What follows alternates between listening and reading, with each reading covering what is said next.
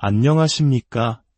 오늘 우리는 삶의 가장 근본적인 질문 중 하나이자 인류 역사 속에서 수많은 이들의 운명을 바꾸어 놓은 한 단어, 믿음에 대해 깊이 탐구해 보고자 합니다. 믿음이란 무엇일까요? 왜 어떤 이들은 보이지 않는 것을 향해 자신의 모든 것을 걸고 또 어떤 이들은 눈앞의 현실 앞에서 쉽게 믿음을 저버리는 것일까요? 오늘 우리는 이 믿음의 신비에 가려진 베일을 한 겹씩 걷어내며 그 안에 숨겨진 놀라운 힘과 원리를 발견하는 여정을 떠나려 합니다. 이 시간이 여러분의 잠자는 영혼을 깨우고 삶을 새로운 차원으로 이끄는 은혜의 통로가 되기를 소망합니다. 말씀이 여러분의 마음에 깊은 울림을 준다면 이 은혜를 주변 사람들과도 나누어 주시길 바랍니다. 좋아요와 공유를 통해 하나님의 살아있는 말씀이 더 멀리 퍼져나갈 수 있도록 도와주세요. 여러분의 작은 행동이 절망 속에 있는 누군가에게는 간절한 희망의 빛이 될 수 있습니다. 채널을 구독하시면 앞으로도 영혼을 깨우는 귀한 말씀을 놓치지 않으실 수 있습니다. 여러분의 삶에 하나님의 평안과 축복이 가득하기를 기도합니다. 자, 이제 믿음의 신비를 향한 문을 함께 열어보겠습니다. 성경에는 히브리서라는 특별한 책이 있습니다. 이 책은 극심한 박해 속에서 신앙을 지키던 초기 기독교인들, 특히 유대인 출신 성도들을 위해 쓰여졌습니다. 그들은 예수 그리스도를 믿는다는 이유 하나만으로 집과 재산, 직장을 잃고 사회로부터 외면당했습니다. 수년간 하나님의 약속을 믿고 고백하며 인내했지만 눈에 보이는 현실은 나아지지 않았습니다. 절망의 끝에서 그들은 믿음을 포기하고 과거로 돌아가려는 유혹에 시달리고 있었습니다. 바로 그들을 향해 히브리서 저자는 간절하게 외칩니다. 히브리서 10장 35절은 이렇게 말합니다. 그러므로 너희 담대함을 버리지 말라. 이것이 큰 상을 얻게 하느니라. 여기서 담대함은 바로 하나님을 향한 믿음과 확신을 의미합니다. 지금 포기하지 않고 굳건히 믿음을 지킨다면 하나님께서 약속하신 놀라운 보상이 반드시 따를 것이라는 격려의 메시지였습니다. 하지만 고난이 길어지자 사람들의 믿음은 흔들리기 시작했습니다. 기도하고 금식하고 헌신했지만 돌파구가 보이지 않자 많은 이들이 믿음의 길에서 뒷걸음질 치기 시작했습니다. 물러서고 후퇴하고 과거의 삶으로 되돌아가려 했습니다. 이것은 비단 2000년 전의 이야기만이 아닙니다. 오늘날 우리 교회 안에도 수많은 이들이 동일한 영적 싸움을 하고 있습니다. 간절히 믿고 기도했지만 응답이 더딜 때 우리는 믿음을 포기하고 싶은 유혹을 받습니다. 바로 이때 히브리서 저자는 우리에게 강력한 경고를 보냅니다. 10장 38절과 39절입니다. 나의 의인은 믿음으로 말미암아 살리라. 또한 뒤로 물러가면 내 마음이 그를 기뻐하지 아니하리라 하셨느니라. 우리는 뒤로 물러가 멸망할 자가 아니요 오직 영혼을 구원함에 이르는 믿음을 가진 자니라. 하나님께서는 우리가 믿음의 길에서 후퇴하는 것을 기뻐하지 않으십니다. 여기서 뒤로 물러가 멸망한다는 것은 단순히 신앙을 잃는 것 이상의 무서운 의미를 담고 있습니다. 성경 언어에서 멸망이라는 단어는 썩어서 문드러지고 부패하며 악취를 풍기는 상태를 묘사합니다. 마치 생명을 잃은 시체가 썩어가는 것처럼 믿음을 떠난 영혼은 부패하고 타락하여 영적인 악취를 풍기게 된다는 것입니다.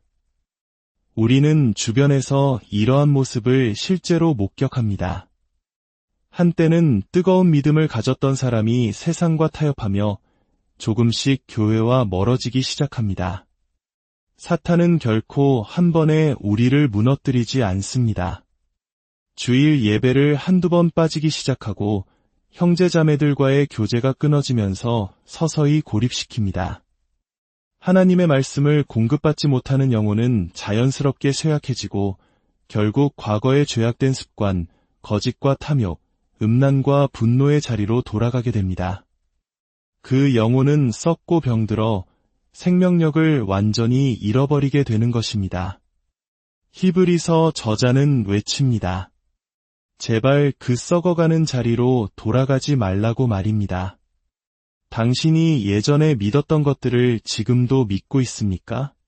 초자연적인 기적을, 하나님의 능력을 여전히 신뢰하고 있습니까? 아니면 어느새 믿음이 정체되어 매주 똑같은 액수의 헌금을 드리고 똑같은 시간만큼 기도하며 더 이상의 영적 성장을 멈춘 채 안주하고 있습니까? 기억하십시오. 우리의 믿음은 전진하거나 후퇴할 뿐 중간은 없습니다. 만약 당신의 믿음이 정체되어 있다면 그것은 이미 후퇴하고 있다는 신호입니다. 그렇다면 이토록 중요한 믿음이란 대체 무엇일까요? 히브리서 11장은 믿음장이라 불리며 믿음의 영웅들의 이야기로 가득 차 있습니다. 10장에서 믿음을 버리고 후퇴하던 사람들과는 정반대로 믿음으로 전진하여 승리한 사람들의 이야기입니다. 그 시작인 11장 1절은 믿음에 대한 가장 유명한 정의를 내립니다. 믿음은 바라는 것들의 실상이요 보이지 않는 것들의 증거니 많은 사람들이 이것을 믿음의 사전적 정의라고 생각하지만 사실 이것은 믿음을 가진 사람의 태도와 행동을 묘사하는 말에 가깝습니다. 믿음이 충만한 사람은 어떻게 행동하고 어떤 태도로 살아가는지를 보여주는 것입니다. 믿음의 본질적인 정의는 신뢰, 확신, 신념, 증거와 같은 단어들로 표현될 수 있습니다. 그리고 이 모든 것의 핵심은 바로 한 인격을 향한 믿음입니다. 그분은 바로 예수 그리스도이십니다. 세상에는 4만 개가 넘는 종교가 있고 저마다의 믿음 체계를 가지고 있습니다. 하지만 우리의 믿음이 특별한 이유는 우리의 믿음의 대상이 유일하고 참되신 하나님이시기 때문입니다. 그러므로 믿음은 곧 하나님을 향한 신뢰이며 하나님 안에서의 확신입니다. 이 확신, 이 자신감은 오직 믿음을 소유한 자만이 가질 수 있습니다. 믿음이 없는 사람은 자기 자신조차 신뢰하지 못합니다.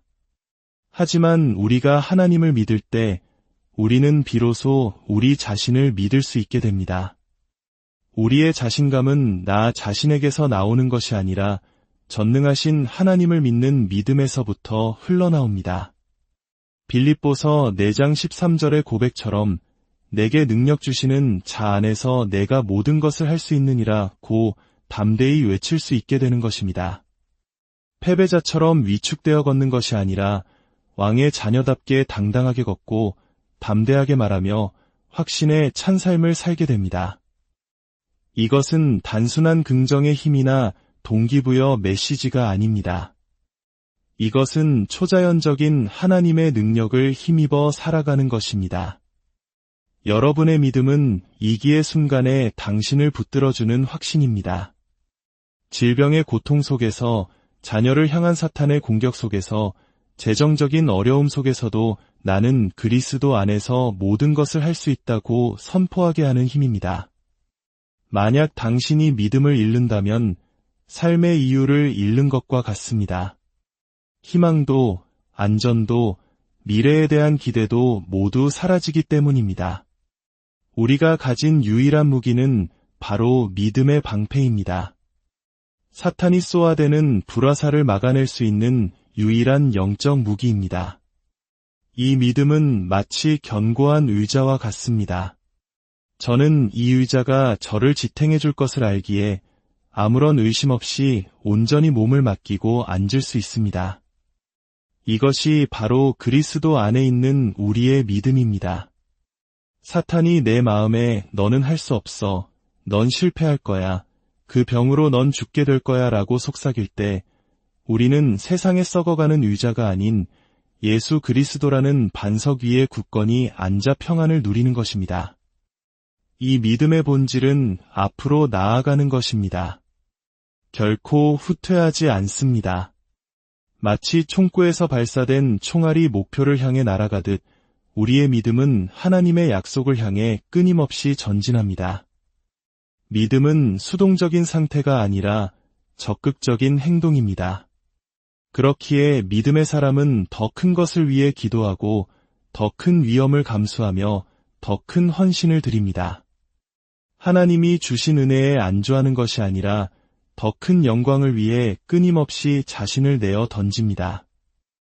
아브라함은 하나님으로부터 너는 모든 민족의 아버지가 될 것이다 라는 단 한마디의 약속을 받았습니다. 당시 그의 현실은 자식 하나 없는 노인이었습니다. 하지만 그는 그 약속의 말씀을 붙들었습니다.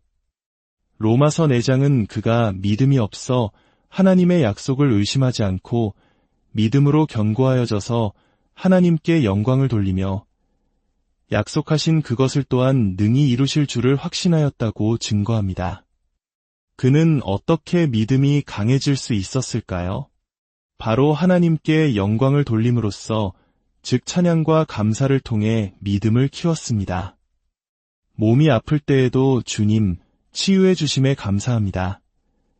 가족이 아직 구원받지 못했을 때에도 아버지, 우리 가족의 구원을 이루실 것을 믿고 감사합니다. 라고 선포하는 것입니다.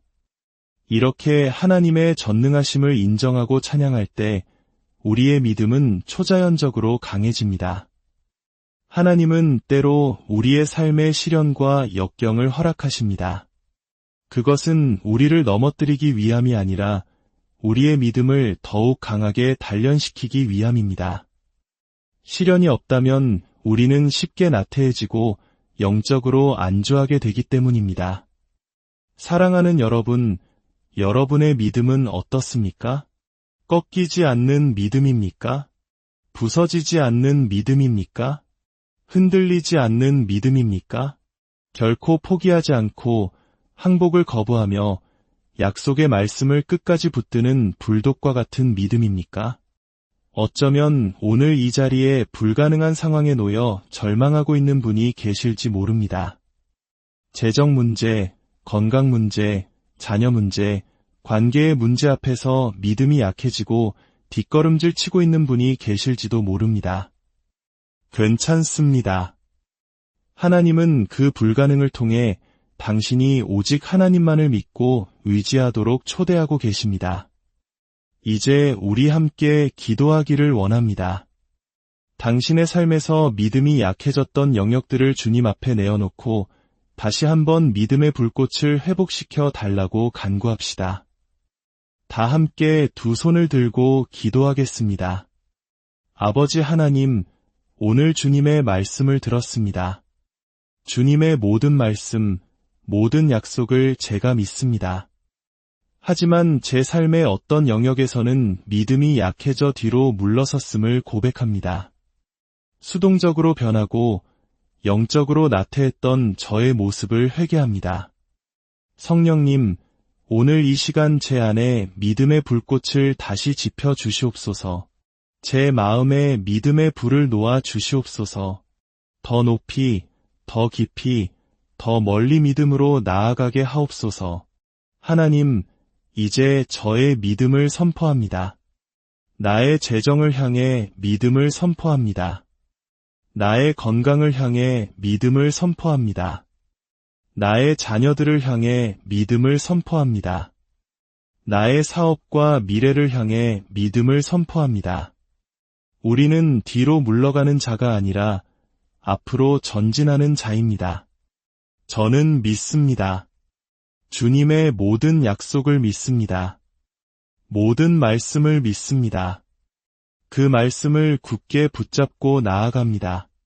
제 믿음은 꺾이지 않을 것입니다. 제 믿음은 부서지지 않을 것입니다. 제 믿음은 결코 포기하지 않을 것입니다. 예수 그리스도의 이름으로 기도합니다.